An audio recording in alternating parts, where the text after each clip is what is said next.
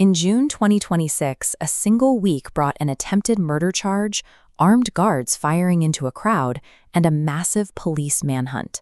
Simultaneously, a 2 crore rupee defamation lawsuit landed on the desk, filed by one of the country's top national television news anchors. This multi-front siege is targeting a man who spends his days in front of a whiteboard, Faisal Khan, better known as Khan Sir. Operating out of Patna, Bihar, Khan has built a massive, unregulated influence. He is now in an open war with the police, traditional media, and the education industry. India has millions of young people competing for a strictly limited pool of government jobs.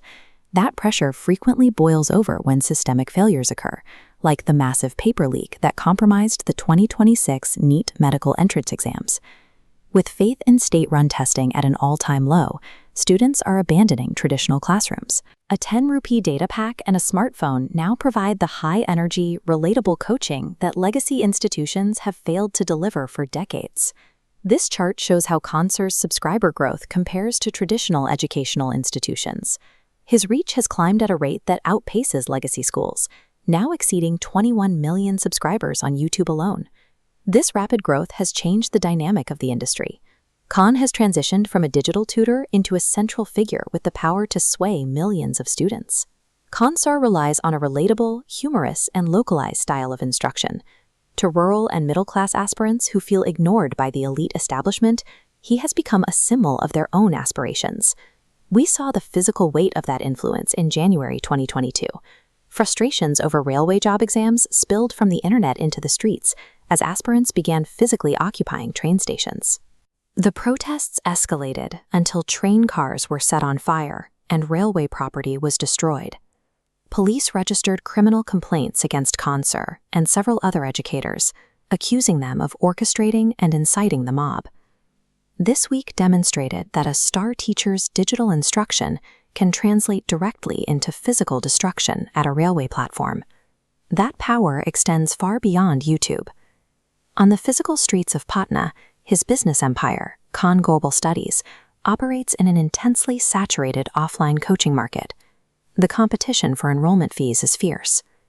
In early June 2026, violence broke out outside his institute. An attack Khan claimed was orchestrated by rival coaching centers trying to intimidate his operation. The clash escalated until Khan's private security guards fired live rounds into the air. Police immediately filed an attempt to murder FIR against him, forcing the educator into hiding while his legal team sought anticipatory bail. Administrative pressure followed. Fire services conducted a sudden audit of his building, issuing a tight deadline to fix code violations or face the complete sealing of his premises. The offline education sector in these hubs has shed its academic facade. It operates through physical intimidation and private security details. The third battlefront involves the media. Star teachers now command audiences large enough to directly rival legacy television news networks for the public's attention. During a May 2026 broadcast regarding the NEET paper leak, anchor Anjana Kashyap took aim at the online education industry, criticizing the heavy commercialization and the rise of celebrity tutors. The tutors responded by mobilizing their digital platforms.